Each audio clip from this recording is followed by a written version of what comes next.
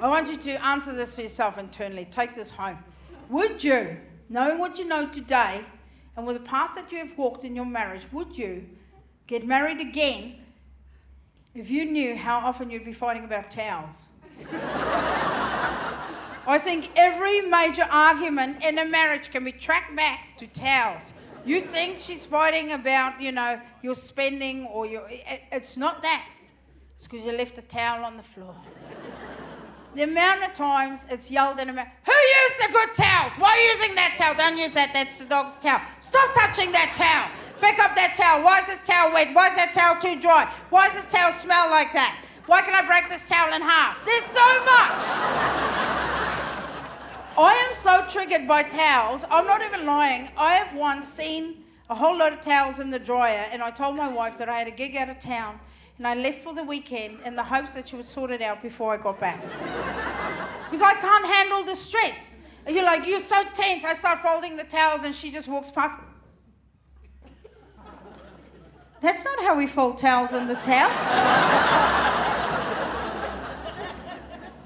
Like, my relationship's not perfect, because I'm a touring comic, so I'm on the road about 300 days of the year, and we travel as a pack. So right in the beginning, my wife said to me she's scared of flying, which is a huge problem because that's how we do it. Because it's not 1912. But, I'm nothing if not supportive. So what I would do, if I know we have a flight in the morning, I would go look up the safety specs of that plane. I would look up all of the details. I go, it's an ATR 72, it's the safest plane in their fleet, this is how many seats, this is the quietest seat, this is the one with the most recline, that's where the toilet's located. I even make shit up about the pilot. Because I don't know why they keep introducing themselves. They're not famous. No one gives a shit. No other job on the planet. You don't get to the supermarket and they go, welcome to checkout number 3.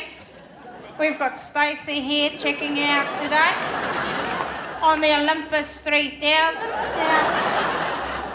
the conveyor's running at roughly 0.0029 kilometres an hour. Yeah, your loyalty card don't mean shit. You want to sign up? Well, recently I flew to Dublin and they were real casual with the introduction of the pilots. They just came on and go, g'day, today, well, not with that accent. Today we've got Alana and Matthew flying you into Dublin. And I looked around and not one person even lifted their heads off their phones that were supposed to be in flight mode at that time.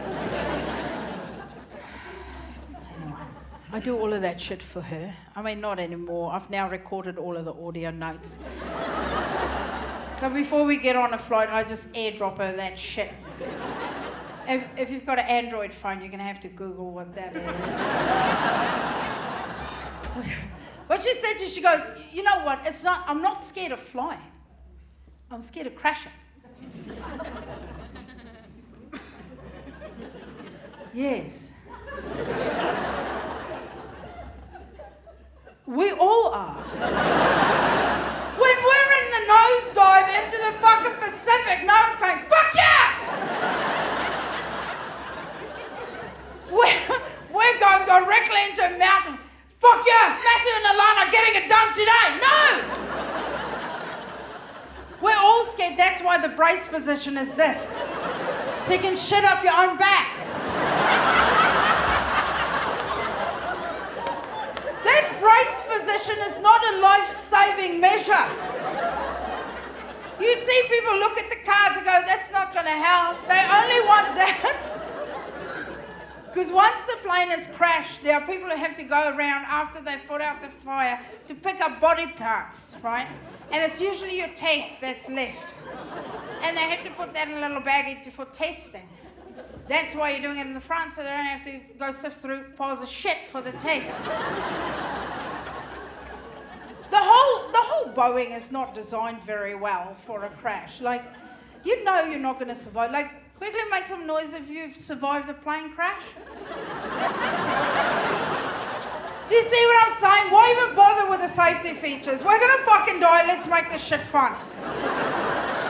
The first thing they say, like, We're about to crash. What do they give? What drops down from above your head?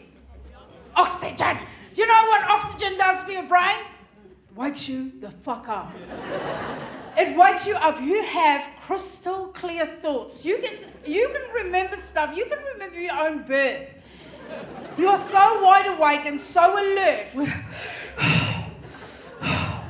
My mum was right all these years. You're going to be wide awake when your anus slowly curls over your brainstem. I've applied for a job at Boeing because I reckon the first thing, if they know we're going to crash, there should be a button that pops out in the headdress in front of you. A little mouthpiece with, you know, that clay from the dentist that you have to bite into. So that when they retrieve that, they can just do it with those tongs that you see people...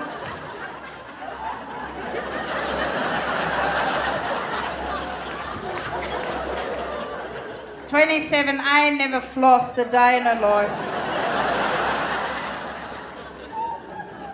Once that thing sets, then automatically from above you where the oxygen used to live, a bag of cocaine drops down.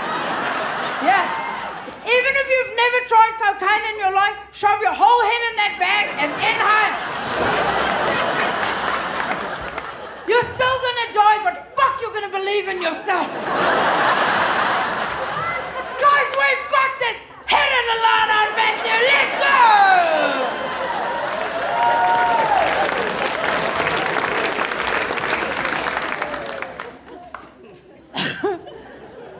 But then she said to me, she goes, look, it's not the crashing even that frightens me. I'm like, fuck, all right, what's left? It's not the cuisine. She goes, it's that bit when you're flying and you must realize this plane is going to crash till when it actually impacts. She goes, that can be seconds, it can be minutes, we don't know because no one's alive to talk about it. But she goes, that's the thing that scares me. That is my darkest moment. That's the thing that gives me anxiety, that gives me panic attacks.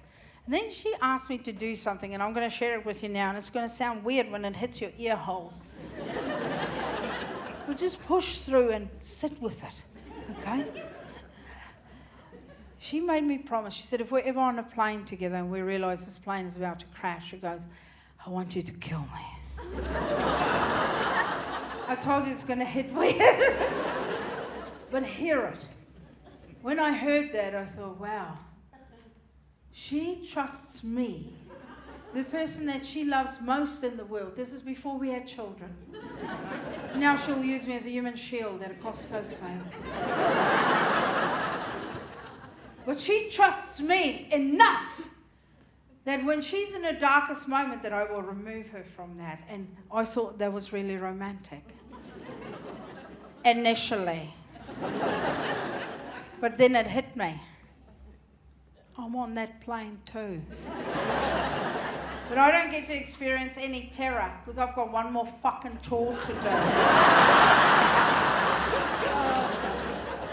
It got to a point we can fly domestic, like we'll fly Sydney to Melbourne. As soon as I get on the plane, I start making a shiv.